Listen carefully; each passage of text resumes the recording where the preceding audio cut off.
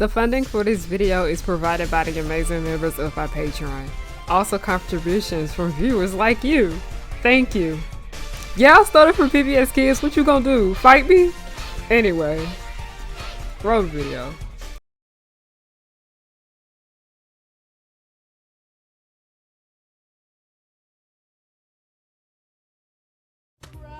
Come on, boys, get loud. 'Cause when the music starts bumping, the whole place will be jumping.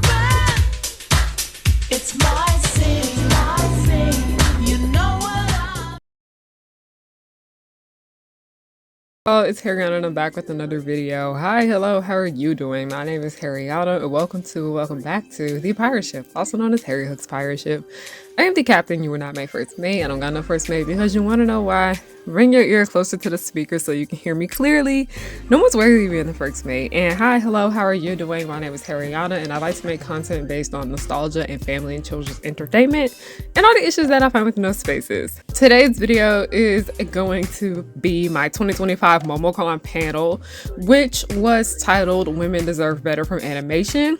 And it was a panel that focused on women's involvement in animation within the last years and how things have gotten better, but there is still a lot of growth and change that needs to take place. This is the only panel of mine from this year's momocon that I actually have recorded. My two other panels, the one I had about the decoms and then the other one I had about the fake dating trope, those unfortunately were not recorded, but I will find another way to get those up on YouTube because people told me that they did want to see those. My lovely friend Jake, he was the one that recorded my Women Deserve Better animation panel for me, so thank you so much, Jake. Also, my very lovely friend Veritas Joe, y'all know him as Joey. He was also my assistant for this panel. He was basically helping me with the slideshow and all of that jazz. I don't think it's necessary for me to have the slideshow be a part of this video, mainly because this was a very discussion-based panel. And I want you guys to pretty much see how all of it went with me talking to the audience asking me questions. I want you all to feel like you're in there with us. And I just kind of want to be as authentic as possible with this panel because I think there was a lot of good that came from not just me and Joey, but also the audience. So sit back, relax, and enjoy this hour-long panel. Yeah, wake up. It's okay, I can talk to them like that. We're friends. Hi, everybody. Okay, so I first of all want to say thank you. I appreciate y'all coming this late to see little old me. So, yay, thank you. I really appreciate it. Hello, for those of you guys who don't know who I am, my name is Harriana Hook. I'm a YouTuber, and I do a lot of other things. We're going to get to that later, though. But today, I want to talk about why I think women deserve better from animation. Did I spell animation wrong? Yeah. Amateur. Okay, one thing about me, I'm smart, trust me. I just make a lot of typos, and I don't catch them until later. But y'all told me I know ChatGPT didn't write this. That's like I know I wrote it. Look at the typos. Yeah. You also misspelled deserve. You also misspelled deserve. So true. At least y'all know I wrote it there. And also, this is my lovely assistant. There's Joe. McDonald's serving. Okay, you ready? Sorry, I don't Exactly. It was like $2. But hello, my name is Harriana Hook. I'm a YouTuber. I'm a writer. I'm a entrepreneur. Basically, I do a lot of things. I like to cosplay. I have a few published books where I write essay collections about the things that matter to me and things that I think people need to talk about and discuss. I have a few books about fandom. Me and my friend are working on the third one together. Our first book about fandom is called Don't Call Me Sis. The second one is called You Still Cannot Call Me Sis. We have yet to reveal the title of the third one, but it's still going to have something to do with those two. Yeah, that's pretty much it. I am going to talk about some other things about me later on in this presentation, but I also want to let you guys know, for anybody who has been to a Harriana Hook panel before, you know these are very discussion-heavy panels, because I really think it's important to know how the audience feels about these my YouTube channel, you know sometimes I go on my community tab and I'm like, I want y'all input on this. How do you feel? And then sometimes I'll read the comments of my videos. So once we get to the discussion section, I will have people come up to this microphone right here and you can ask your questions. You can ask just questions about me, how you feel about all of this. Yeah, if you have questions about the presentation, questions about certain shows and all that jazz, feel free to ask. Would you like to say anything about yourself? Okay. Yeah, I mean, you up here, so. Well, thank you, Ariana Hood, again for having me to help you with your beautiful presentation. As she said, I'm Barry's Joe, Joey, as you may. I make videos about things that I like and things that I don't like, usually animated stuff, sometimes not. But here, I'm an assistant. I will assist the captain. Yes. You're not the first name. You're not the first name. I'm mad I didn't put that in here. I should have known. Okay, so basically that's who I am. Next slide, please. Now, I want to make a quick note because I feel like this is warranted to come up during this time. Sorry, I got allergies. But we will mostly be talking about this from a Western animation perspective viewpoint, mainly because I focused a lot on women in anime last year. For any of you guys who've been to any of my panels last year, y'all may know of one called Josei Deserves Better. I put it on my YouTube channel for anybody that's interested in watching that. But pretty much I did that panel all last year where I focused on Japanese media and how it treats women. I want to get back to my roots of where I talk more about Western animation, and yeah, even though I believe women deserve better from animators as well, I do want to get back to focusing on studying Western animation with this phenomenon. And I see the W is one. Okay. At least y'all know I wrote it. Like, we don't know ChatGPT over here. So next slide, please. So I do want to bring up how this is just something I think is an important thing to note because I'm fairly aware of it. We have some women working in the professional animation industry at the con today. Like they're probably not here right now, but like they're literally in like the exhibit hall. Please go see them if you see them. But I do want to bring up how the Western animation industry has been there have been more and more women showing up over the last few years. And yes, there are women working in animation. Like, they are working in animation, but I still think they deserve better. I literally am a woman who works in animation. We'll talk about that later. But at the end of the day, it is still a male-dominated industry. And women are not often put to the front of it. So this is just something that I have noticed when I look back and watch a lot of shows from the late 90s and the early 2000s. Anybody that knows me knows that I love the 2000s. Like literally obsessed with it. You can kind of see it right now. But I noticed that many of the girly cartoons that came out like in the late 90s into the mid 2000s were all created by men. And most of these are quality shows. Most, because honestly, every single last show in this show got problems at some point, but a lot of them, they still pretty much hold up to today. So, but all of these are technically girly shows, but all of the showrunners were men, which isn't necessarily a bad thing, but it's like. And while I was doing my research for this panel, I did learn that during this time period of the 90s and early 2000s cartoons, while the Madeline book series was created by man, and I love to read Madeline growing up. I still like have some of the books and I go back and reread them. The television series had plenty of women working on it. Like there were plenty of women in the writer's room for that. And that was very rare for Western animation at that time. So that's pretty groundbreaking. I did want to bring that up saying that it's not like it was non-existent. It was there, it just wasn't there that much. And there are animated series and films that are pretty popular and in fact are created by women as they have come along the years. So Pepper Ann was I actually really like Pepper Ann. I didn't really watch it until they put it on Disney Plus, but I remember they used to air like reruns on Disney.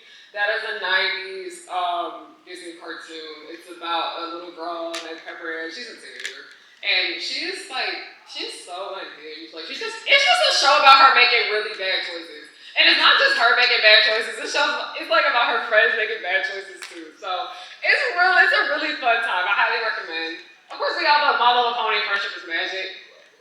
My friends recently got me into this one. Like, I appreciate My Little Pony, like, especially because it is created by a woman, Lauren Fowles. And I know Lauren, I'm pretty sure she worked on Powerpuff. Yes, she did. Yeah. And then we have Frozen. Well, I have beef with this movie, but I love Elsa. I love her. Don't ever make me hate her. I'm sorry. Like, I too would have froze the city over and run away. I too would have done it. Like, I can't. Like, once I realized I would have done that, I started to like her. Even though I do have my issues with the movie, it is created by a woman, and I really do appreciate that. And it does certain aspects very well. Like, I really do appreciate, like, the sister dynamic in the film. So, yeah. And then the last one here that is created by a woman that is also very popular is Star Wars: The Force of Evil.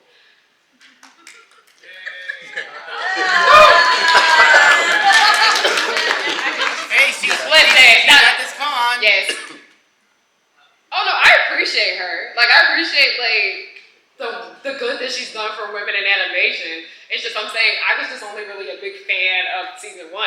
When it was just like zany, like, and cartoony and episodic. That's when I just really love the show. But I understand why other people love it though. Yes. What about our favorite weirdo? Sorry. How's he? David Terrace, yeah. Yeah. Oh yeah. We only was able to fit 4 on this page. We was only able to get 4 on this page, but I do really appreciate her because she did do a lot for women in animation. And okay. Oh, I was like, okay. But next slide. So have any of y'all caught on to something with all of those shows, like with the exception of Frozen? Had any of y'all catch on to something? Yeah. Anybody want to guess? What was it? Missing Melanin. They were. That's true. That's it. Okay, yes. A lot of characters on there are creepy. No. Anybody else want to take another guess? Like, go back. Children's franchises. You getting close. Look, listen, with the exception of like My Little Pony, kind of, because honestly, y'all know who the target audience of that show is for. Disney. Y'all know who the target audience is for all these shows. Girls. You know the target audience for all these shows. You see the targeted audience for all these series. You ready? Go to the next one. None of these shows were made specifically for women. Yeah. And that is something that I think needs to be discussed a little bit more, and it's not like a black or white situation, because there are tons of women, especially women of color, working in animation. Respectfully, you see how I picked the shows about the black girls to talk about right here? Because I do appreciate them. I appreciate series such as Moon Girl and Double Dinosaur and Invincible Pie Girl. Yeah. But I'm grown. I am grown. Like, I will always appreciate stories about black girls made for black girls. Because I would have loved to have both of these series while I was younger. And I say Invincible Pie Girl is more so for a teen audience because the show was very, very violent. Like, the Powerpuff Girls was violent, but like, we see the people bleed in the show. So, but I'm not getting any younger. And I and many other women want to watch more series where we can relate to the characters in terms of age. Why do y'all think I got attached to that one lady from Miraculous Ladybug so much? So it's kind of like an inside joke on my channel. Anybody that watches my channel knows that I'm obsessed with this one character from Miraculous named Natalie. Yeah. And Natalie is like one of like the few women that we have in the show, and I've never really seen another character like her in Western animation. She reminds me a lot of myself, my good and my bad traits, and I just got really attached to her because even though she's not black like me, I really see a lot of myself in her. And it's just kind of frustrating because I was like, at the end of the day, Miraculous Ladybug is a show made for like, you know, little girls. But y'all, anybody that knows me knows I have beef with Miraculous Ladybug. So if y'all want to talk about Miraculous Ladybug later, we can. But it's like, Sure we will. it's disappointing because society has this notion that like women don't like animation, which isn't true like at all. And I always think about that one thing Cree Summer said. If you know who Cree Summer is, she is, you know, she voiced all the black girls. She voiced all the black girls in the 90s and the 2000s. If any of you guys watch Abbott Elementary, she's the librarian. Oh. Yeah, that's her. Yeah, she mentions, I remember she was talking about like how people have this notion that black girls don't like cartoons, and she was talking about how that's not true. But like for some reason, people don't want to believe that we like this stuff, but like plenty of us do. And it's rare to have a film that isn't a Disney movie to be about an adult female lead, or to have a series that is just about women. And I'm not talking about an ensemble cast where it's co-ed, I'm talking about where all the leads are women. You get what I'm saying? Yeah. And while women are slowly coming more to the forefront of animation, so like even though, oh my god, yes, it's not my type of humor, because I don't know, sometimes adult swim humor, it hits and misses for me sometimes, but even though I'm not the biggest fan of the humor for the show, I genuinely do appreciate it, because there are, even though I'm not a fan of that humor, I know other black women that love that type of humor, and they really do love this show, and I'm glad of that for them. But like, I do appreciate the show.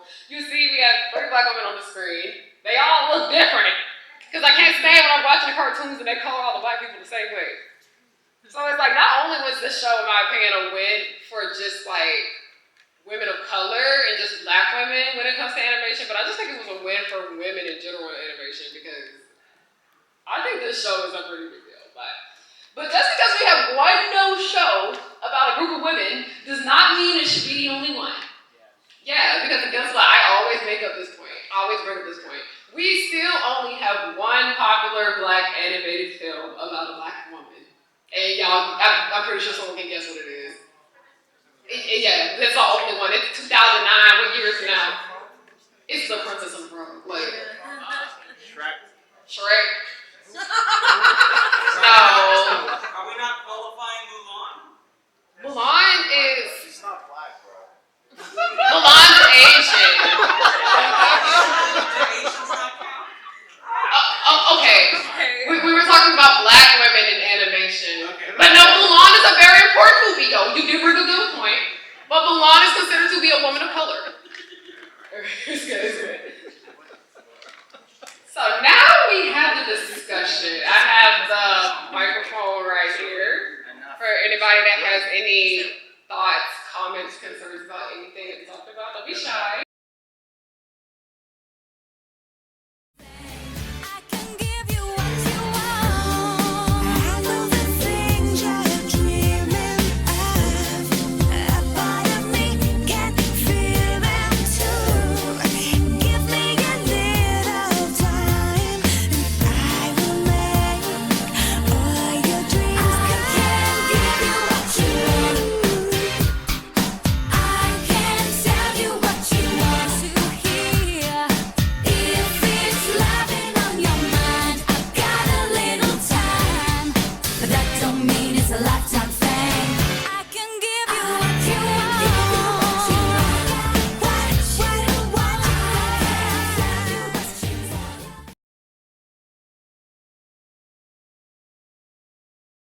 You'd mentioned that with something like My Little Pony, that wasn't really targeted, or it's not specifically for the women crowd. Yeah. And obviously, I don't even have to go into discussion about the whole brony thing. That's a big thing. Yeah. But I guess my thing is like, and this isn't me like questioning it. I'm genuinely curious. Who is that like targeted for? Because like, at least originally, I assumed it wasn't for that crowd, the brony crowd, and then possibly something shifted when they saw how popular it was, and then maybe something happened from there. Again, I'm just asking because I genuinely don't know. Well, I think animation is for everyone. Like, I think animation is for everyone, and anybody can enjoy any series. But when it comes to like watching shows that you're not the targeted audience for, you also kind of have to like look at it from like a different perspective. Like when they make a storyline that you don't like. Like I always get irritated when like adults will complain about Mabel Pines' character, forgetting that this is a kid's show about a 12-year-old girl. And when it comes to like My Little Pony, I didn't really start watching the show until recently. But one thing I have noticed when it comes to like animated series that are made for like that 8 to 12 age range, they tend to like have that family-friendly appeal where everybody can appreciate them and everybody has something to take away from them. I do feel like we can appreciate this art, but also remember like who it's made for. Because I've had to start doing that with Miraculous Ladybug. But then also at the same time, Miraculous Ladybug does do things that I think are harmful for the age range to be watching. So yeah, but My Little Pony does. I try not to be very judgmental when it comes to My Little Pony because like I got bullied a lot growing up. Like I'm literally a black woman that got picked on for liking cartoons and anime. Like I remember like my classmates would be mean to me because I'd be reading a manga in class and I'd be like, "You're reading it backwards," yada. So like I do understand how it can make a lot of people uncomfortable. And if like this is a show for little girls, and you guys are being like weird about it. Like, yeah, don't be weird about this series. Like I can agree with that. But like simply being mean to somebody for like finding joy in like a show that's like made for like all ages. And we also have to remember adults make cartoons. Like adults are making these children's shows. Like even though like one day in 2020 when I was losing my mind, I rewatched a series called All Grown Up. And I really loved it. Like, I loved it more now as an adult than I did as a kid. And that's because I was finally able to understand certain things that they put in the series because I'm older. So, like, these shows put things in there for, like, the older audiences to appreciate. Because I'm pretty sure if I watched My Little Pony when I was younger, My Little Pony came out when I was in middle school. I do feel like there were certain things in it that I wouldn't have, like, understood. So, yeah. All right, well, thank you very much for answering my question. Thank you. Oh, love your outfit, by the way. Thank you. It's a Jeff cosplay. That's cool. Fail? They're afraid to take risks more so? No, I'm more so, but not necessarily. They're willing to take risks.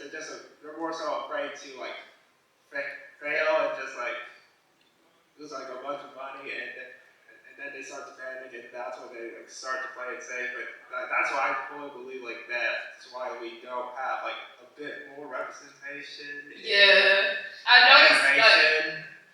when it comes to animation, they have been doing more like co-ed casts, like more of like a co-ed ensemble cast, and it's like okay, we focus on the women and the men here. I feel like they're just kind of scared to focus on like one and not the other. I fully understand that as I'm personally like writing like a bunch of things like primarily black and co-ed. Like I fully understand like that's all fully co-ed. Yeah. I think mind you, I think a man can create a show made for women. I think anybody can create a show made for anyone else. This is just gender neutral. But if you're going to make that show, you need to have people who are that and have those experiences working on that series. Because while Moon Girl was created by a man, there are black women in that writer's room.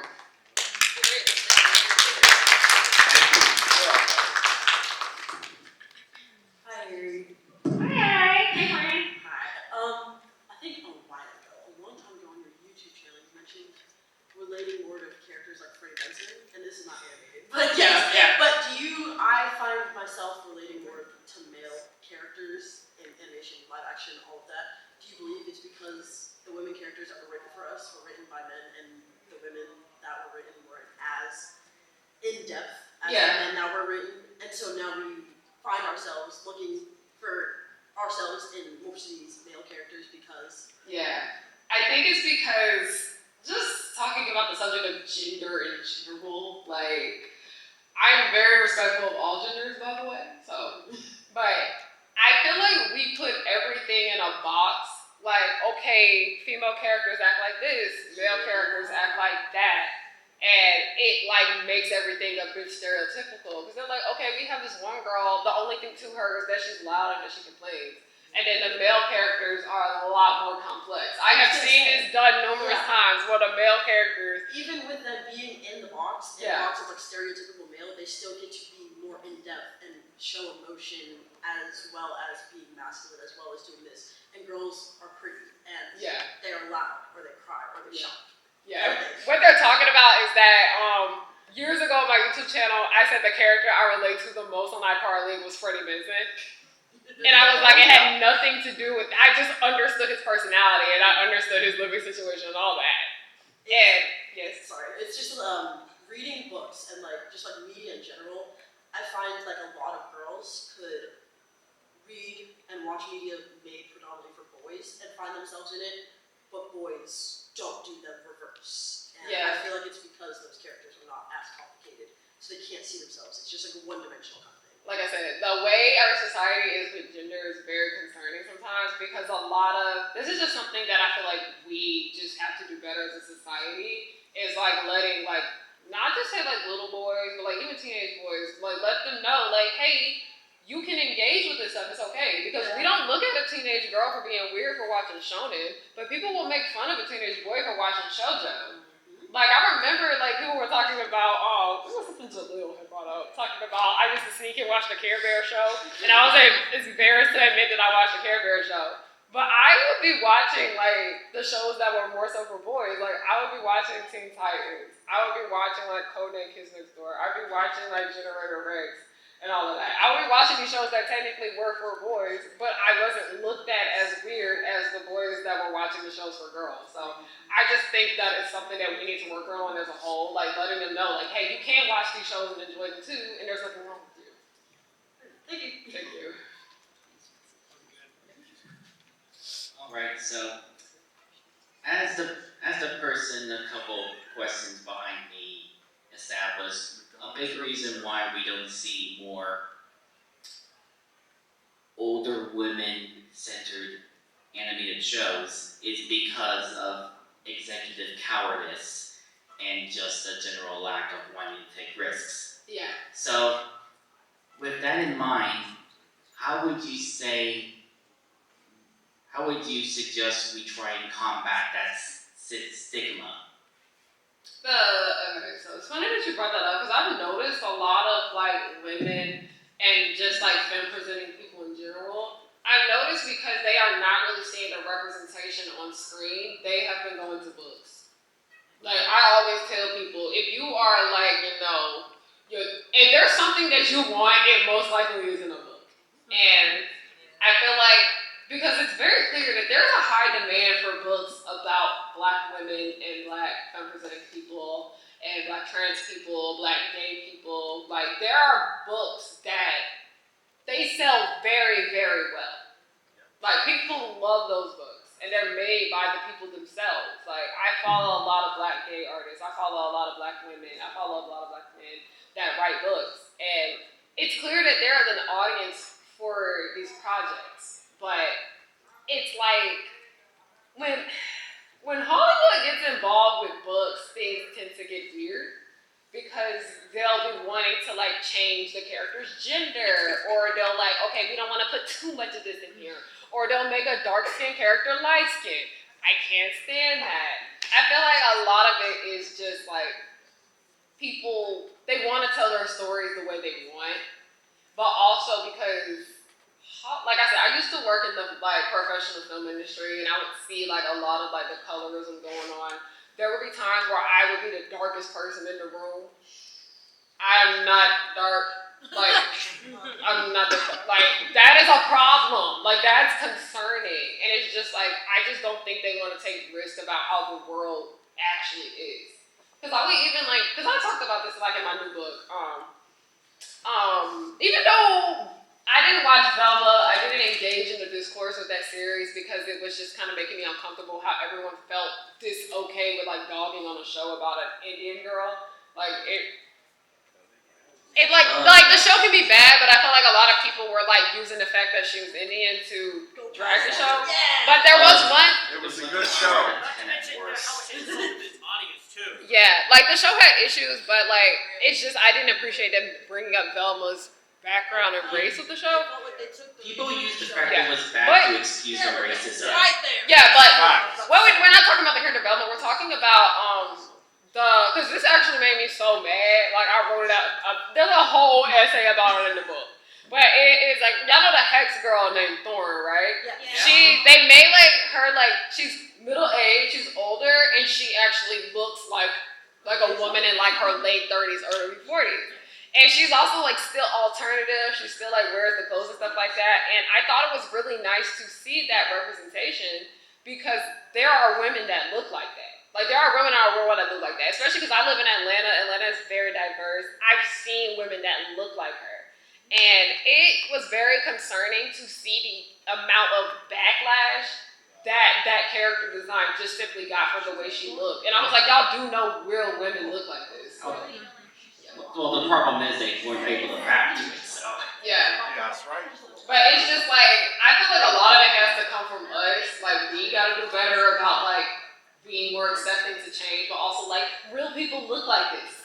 Like, it's just frustrating because like even when they do want to take this risk of, you know, having a new show, they'll like, you know, colorism comes into play, fatphobia comes into play. It's just a lot.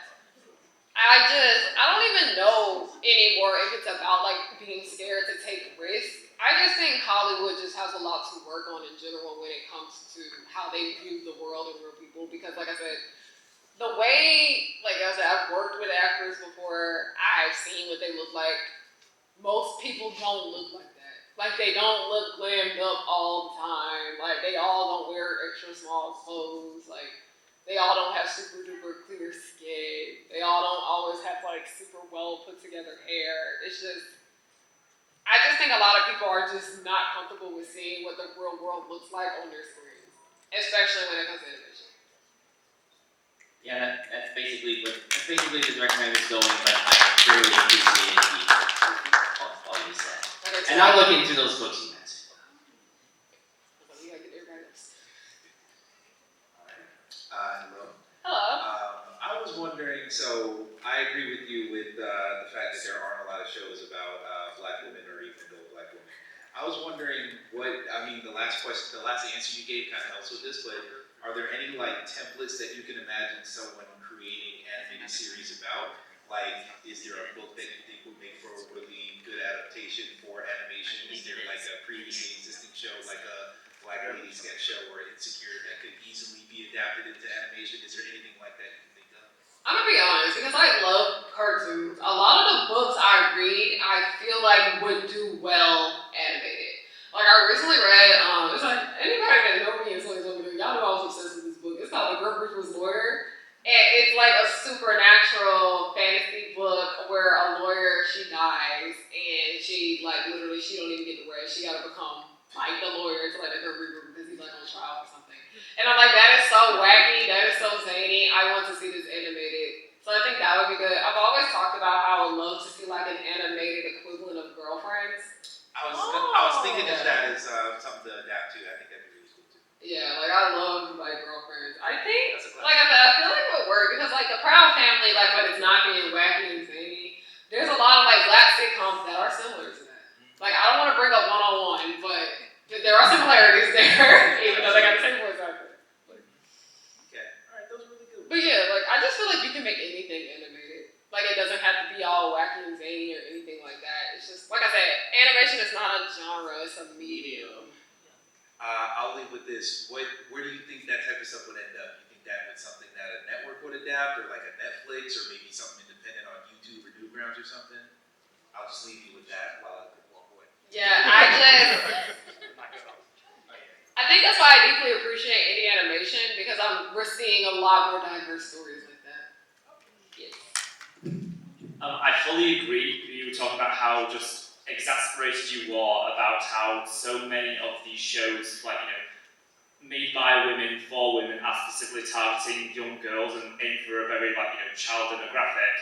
I did find it interesting how you didn't mention probably the most well-known and relevant of like adult cartoons created by women for women. So what are your thoughts on Tuca and Bertie? I don't know when you were going to say that. Yeah. I cannot fully speak on Tuca and Bertie because I haven't seen it.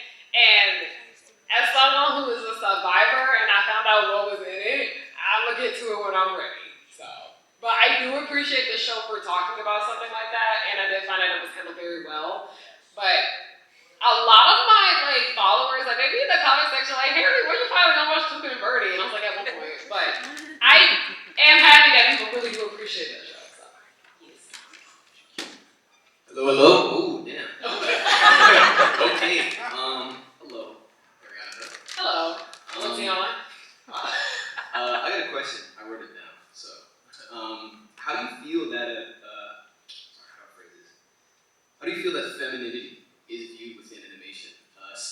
considering the fact that there's like a big narrative about how like femininity, especially the early 2000s, late 90s, being like femininity is negative, mostly used to like subvert stereotypes. But do you think that like maybe we went like too far and now like associate femininity purely negatively, and how do you think that's viewed in animation? When it comes to the subject of femininity, I be tapping out sometimes because I'm not the biggest fan of femininity coaches. Anybody that knows me knows that. I think when it comes to things that we see like more feminine is like, liking pink, liking dolls, like, liking to dress up, liking makeup. I do agree that they were very demonized. Like in the early 2000s, like I gotta take Sarah from End of the Day. Like, I think that's like a perfect example of it. And I like Sarah's character, but I do have some concerns about the way she was written at times.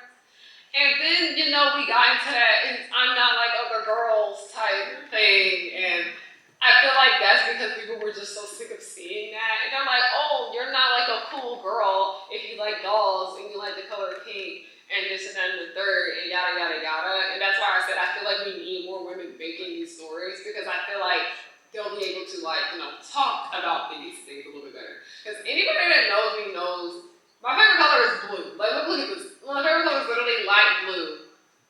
But like I'd say I'm pretty girly, but when it comes to like typical like kind of girly things, there are a lot of girly things that I don't like. Like pink is not my favorite color. It's not my go-to color. But I just feel like there's a lot of like gray area when it comes to the way we write these characters. Like that's just the thing. Like when it comes to like gender and writing, I just don't feel like we need to keep putting everything like in a box. Like this super duper girly character is a horrible person, but this character who's not super duper girly and is kind of a tomboy is like a good person. And I'm like, no, like it's not true. Like as somebody who grew up around around like a lot of girls, a lot met really really nice girly girls, and I've met really really mean tomboys. So it's just like I feel like we just gotta do better. Like I always talk about Mean Girls, and while Mean Girls is not animated, we do get to see a bit of that like representation in the movie where we do have the really, really mean hyper feminine girl, but then we also have the really, really mean outcast girl, Janice. And I was like, Mean Girls almost had it until like they didn't really give us much of anything in the middle, because they kind of made Katie super duper girly when they made her like a bad person. So like it's just not something I can just talk about in depth at the moment, because there's just so much that goes into it. And like I say, I can't stand the way people on social media talk about femininity now. Like it makes me mad. Word. Thank you so much. Thank you. I was just wondering if there was like a piece of media that you'd like go to like a gold standard for like writing women characters and stuff. If I may, because like It's okay. I'm thinking right now. You said like a piece of media in general. That's kind of like my go-to. Like I think because he said see, like the standard. I get like I hear a lot of like women specific stories like secondhand from my friends who are women. So it's like, is there just any kind of like piece of media that you'd like point to that would be like the gold standard for like is I'm really tired. No, I get it. But yeah. I could say like mainly because I would say like the 1997 Hercules. Like when it comes to writing female characters, like that's like when it comes to Meg's character, that's like top tier for me, because she is like presented to be like this Disney princess type character. But she is the most imperfect woman ever. Like she's kind of like a B word to a certain extent. And I love that about her, because Disney did not allow their female heroines to be like that. Like they didn't allow them to be like messy and all over the place and like even mean. Because I'd even say Megara was mean sometimes. Like I really think that was like a right step in the direction when it comes to like writing more like complex female characters.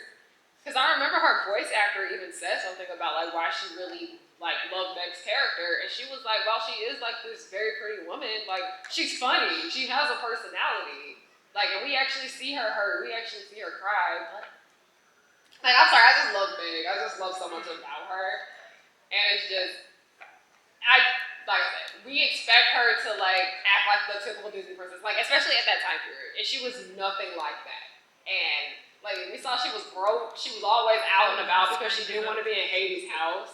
Like, I just really appreciate the complexity of her character. Like, aside from the music, she's my favorite part of that movie. Thank you.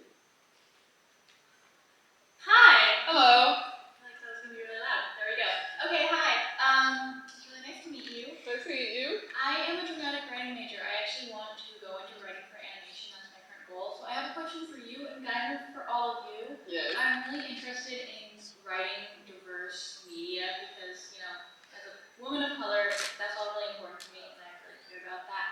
And I want to know what you all are looking for in the future of animation and what you would like to see being pursued and created in the terms of animated films with like diverse representation of women and all of that. Okay, so without like giving away spoilers, because I legally can't do that, but I have been talking about how I have been telling people all weekend that I am lead writer on a series called I Wanna Eat Your Guts. And while I am a black woman, the series is about 2 Mexican Americans. Yeah. So when it comes to like when we're in like our meetings, we're always like kind of talking about like tropes that we want to avoid. Like we don't want to like write like negative. Whoa. Like we don't want. Can y'all still hear me? Yeah. Like we don't want to like write like negative stereotypes about like certain characters or like do something that's like slightly ignorant. But we also like want to continue to tell a story that is true to our culture because while I'm not Mexican, I'm black, literally black woman from the South. There is like a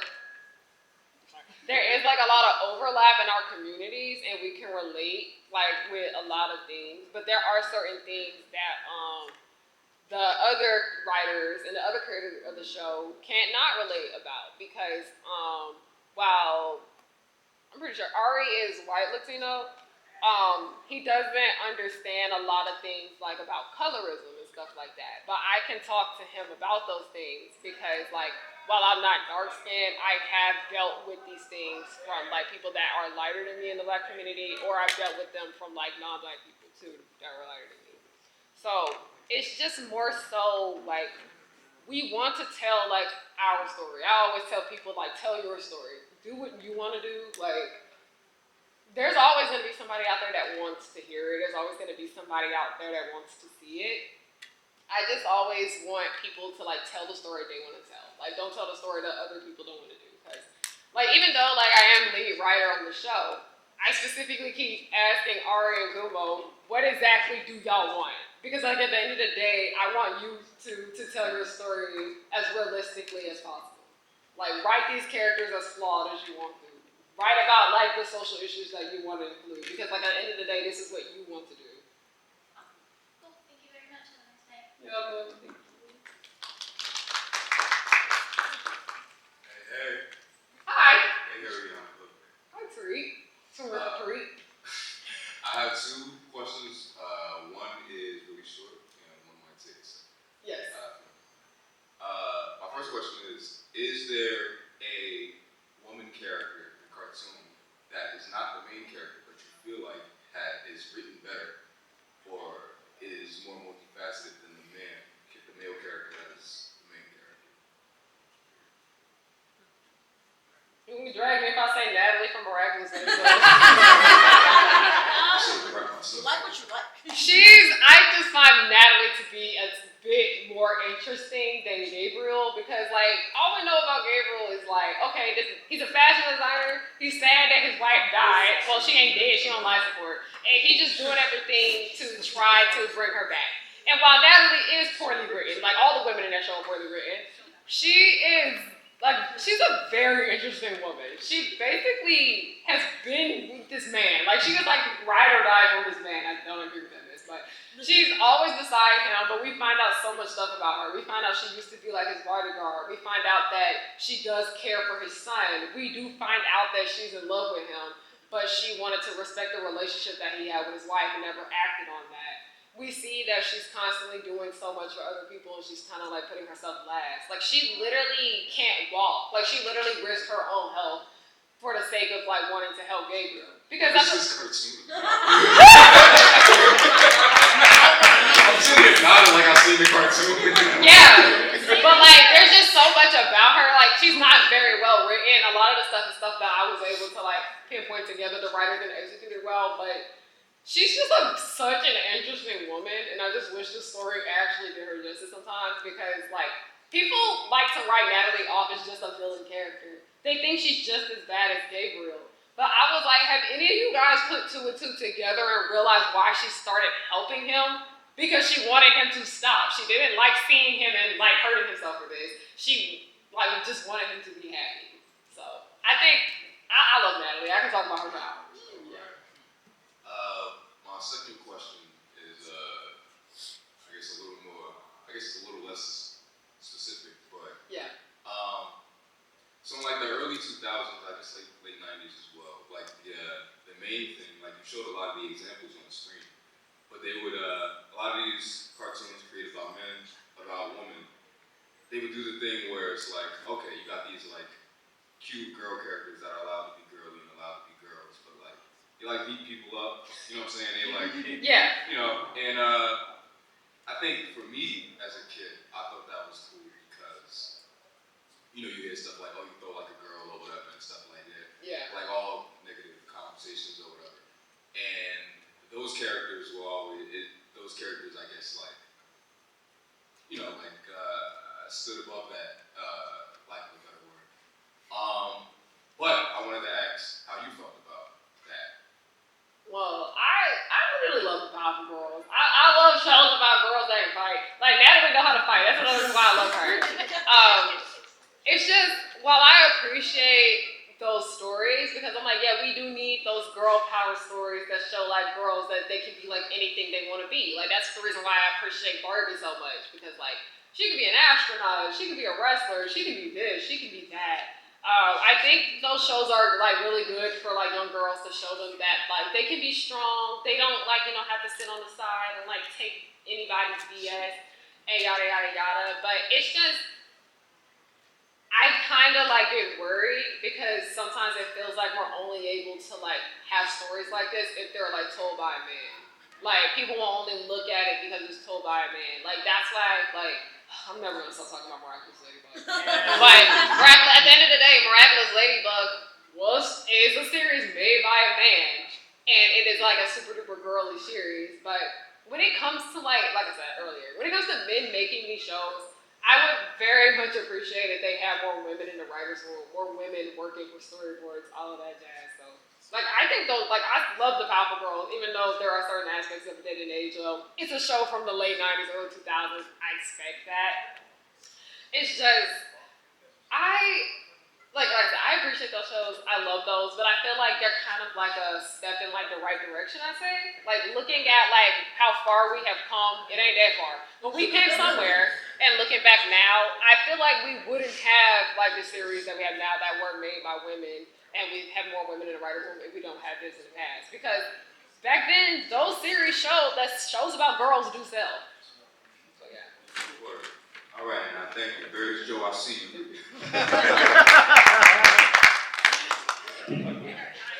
good? All right. Thank you. I originally came up here to ask a fantasy question just because it's a late night panel, but I changed my mind, so We can't. This is a PG panel. I know. Well, it wasn't gonna be bad. Anyway, I changed my mind. We're doing a normal question, but I was kind of thinking about how you said something about. Oh my gosh, my mind's really blanking. Right. Okay. Like the mean girl femininity thing with Chloe. Girl was practically, but Chloe was originally, I think, supposed to be like Marinette's friend, and then they just made her a bully character instead. Yeah. And I feel like that kind of goes back to the whole like femininity being demonized kind of thing, because I feel like she would have still been a girly girl, because she's still like, Chloe, she's still rich, kind of deal, but like, I think they were just like, oh, if we're gonna demonize anyone, let's make it the rich blonde girl. Yeah. You see? And I feel like that is also like I feel like blondes get the short end of the stick as much as like POC and black women too. Like blonde, there's a lot of blonde jokes. As someone with a blonde bestie, and she complains. You talking about like the dumb blonde trope? Yes, either that blonde or like Regina George being blonde and they made her like the Tommy. Yeah. The thing about it is that Miraculous actually does have a nice blonde.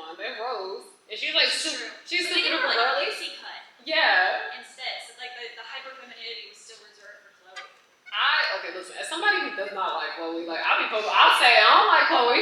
I can't stand Chloe Bourgeois. I don't like her mama either. I wish we got invested. Oh, no, I wish we got her. I will be completely honest. I think Chloe's writing needs work because so much of her character just feels like they're just writing her to be mean just for the sake of being mean. And I just noticed that problem with like a lot of miraculous characters. They'll do something right with them, and then they'll do something wrong with them. Because y'all heard me talk about how much I love Natalie character. At the end of the day, she would pick me. Like, I hate it. I hate you. Like, even though I really like Marinette's character, but there are plenty of writing choices with her that I don't agree with. Like, and there are things with Adrian's character that I don't agree with. Alia, the black best friend trope. I'm tired of that trope. I'm sick of seeing it. Like, there are things with Alia's character I don't agree with. It's just, that show literally messes over every single last character there. But I feel like with Chloe, the thing about it is that, like, if they wanted to make her bad in the end, that's fine. Like, if they just wanted to keep her terrible in the end, they could have done that. But I do think it could have been handled a bit better. And oftentimes with Chloe's writing, it does feel a bit just misogynistic too. It's just, yeah, like it's just kind of like, they took like the stereotypical mean girl trope. She's blonde, she's rich. She's mean to every single last person. Like, they just took, like, every single stereotype for her and just put it on 10 to the point where she's just a very obnoxious character. Rolled it into one. And she got really close to a redemption arc. Like, really close. And then they're like, just kidding. Yeah, and the thing about it is that, like, all my homies hate Thomas Esther. No, y'all know that one thing I always say. Anybody that got me on Discord know what it is. Thomas Esther and Sam Levinson are the same person in different songs. Do y'all know who Sam Levinson is? Sadly. My enemy. Yeah, Brad, no, I have pointed out Miraculous Ladybug and Euphoria actually have very similar problems. Like, it's actually really concerning. But thank you, Frank. Hi, hello. Nice to be here. Hello. So, what I want to ask is, what's your opinion on like a gender flip episode, like the Kid Next Door episode Future, where like with the one girl that wanted her, every person, not just get rid of every boy in the world, but the concept of masculinity, where like even if every other girl was like super girly. It's kind of part of my trans awakening, but what do you think about gender flip episodes? Okay, it's funny that I'm laughing because I just instantly thought about that one episode of The Loud House.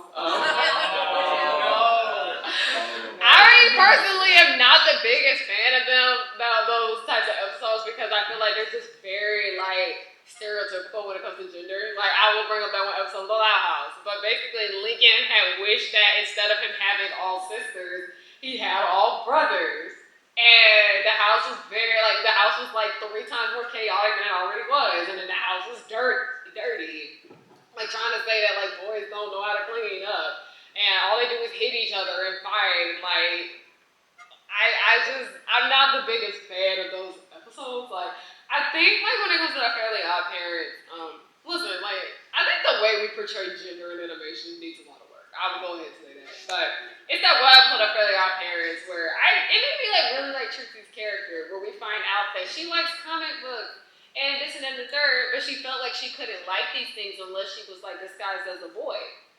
And I really did appreciate that. Like, when I did like the Fairly Odd Parents, I like the show when it did stuff like this, because when it came to the main storyline of like, you know why Timmy had them fairies, right? Yeah. I just personally, y'all already know, I just personally feel like the Fairly Odd Parents is a show that makes fun of child abuse, and that I just don't like that. It makes me really uncomfortable. But when it does other things well, it does them very well. And when it came to like Trixie's storyline, before they ruined her, I do think that was like a better example of like a gender flipped episode, because it did show like, hey, just because I'm a girl doesn't mean that I can't have other interests in other things. Like, I even noticed this a lot with like Lil's storyline in All Grown Up. Yes. She, even though like she grew up as like a tomboy, she was like learning to like be a little bit more girly, but she still was like tomboy Lil. But she was still like, getting into makeup and like wanting to do her hair and all that jazz. So gender flip episodes not the biggest fan of them, but they can be, when they're done well, they are done well. But if they're done bad, we get the loud house. So. Yeah. Yeah, also like to kind of add on to it is like with one of the characters, Alola, she's like a pageant princess. So, and for me, like if she was like born a boy, like how would that affect her? Like, would she still pursue it? Would she have a male equivalent? That could have been interesting, but instead, like everybody got the same personality. It's a missed opportunity. Yeah, it's just like I said, the way we portray gender in animation is work. Because I was like, there are little boys that like to wear crowns and dress up as like little kings and princesses and all that, and that is perfectly fine. That episode, The Loud House, I don't think they did a good job. Like, okay, we're gonna do like the male version of Lola. They changed Lola's entire personality. Like, I don't know who that was. Like, they just literally made the same different boy in different fonts in that episode. Like, it just wasn't handled well. So, and I think that's like, when it comes to the Loud House, they're like really creative with like the female cast. Even though I have my beef with that show, I got beef with the Loud House. Like, don't think I'm praising that show too much. But that episode did make me wonder. I was like, if this was just a show about a girl that had a whole bunch of brothers, how different would it be? Like, would they give the boys this, like, many different personalities? Would they have done that? And I think that episode showed no. Yeah. Look, that's all I want to ask. Thank you. Have a good day. Thank you. Hi, Ariana. Hello. So I have been very cynical of online reviews for probably 10 years or so. Last week I found out that there's been a lot of interesting research about these online reviews in general on the big websites. One of those points being that 80% of reviews are written by dudes. Now, in the world of femme-centric or should-be femme-centric media, do you think that there is some execs that are taking this honest feedback coming online, but coming from maybe the wrong sources and maybe taking away the wrong lessons? And if so, what could be done about that? Yeah, I remember a good point somebody had brought up talking about like all these people left a really negative review of one of the Ninja Turtle movies. And it turns out like the reason the reviews are so negative is because that's just not the type of movie for them. I think we need to do a bit better when it comes to like film criticism, because I'm like, okay, we need to have who is this movie made for? Like, I'm never gonna stop talking about Mean Girls, but let's say Mean Girls came out and all the people that they picked to review the film are all like 40 and 50-year-old men that don't really know much of anything about like, growing up like, as a girl, makeup, this and that, and the third. Like, of course the reviews are gonna be bad because it wasn't made for them. And I feel like that's where so many negative reviews come from. Like, I try not to look at reviews when it comes to, like, just pretty much anything. Like, I don't look at Rotten Tomatoes anymore. I technically just want to check stuff out for myself. I think one movie that I really think is a big case of this would have to be Turning Red. And I've noticed that, like, the people who that movie was made for, we loved it.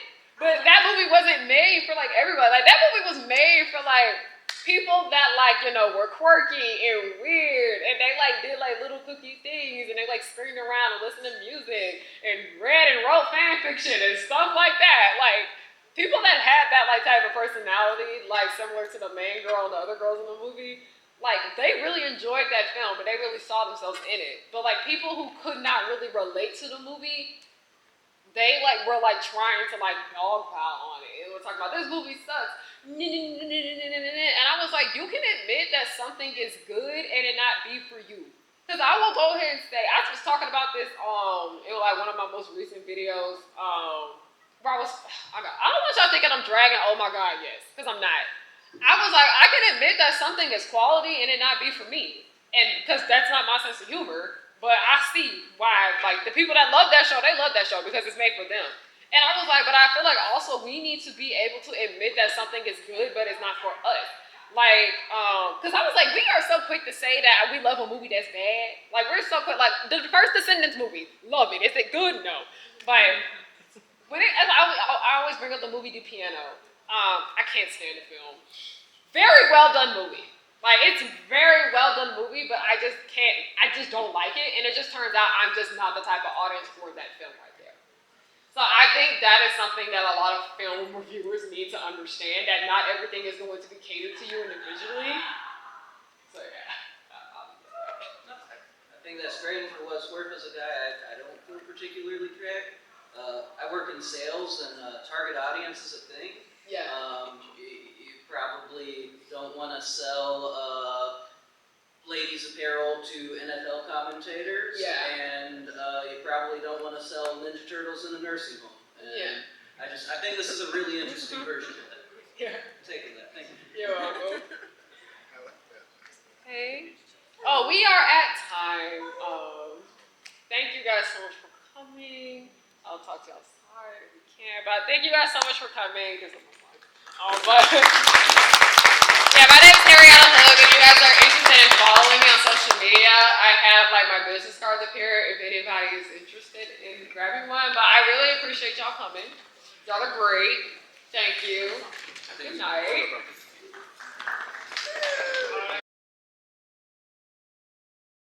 That is pretty much it for today's video. That was the panel. It was an hour long. Mind you, it was late at night. And I'm surprised that I actually was riled up and had enough energy. Mainly when you're passionate about something and you talk about it. Yeah, things happen. But thank you guys so much for watching. If you guys are interested in my merchandise or any of my books or anything else that I do, especially when it comes to my Instagram, I post a lot of my cosplay content over there. The link to that would be down below. But thank you guys so much for watching. Have a great day, night, or whatever time of the day you chose to watch this video. I'm just thankful that you watched it with the ads on. Alright, thank you. Goodbye.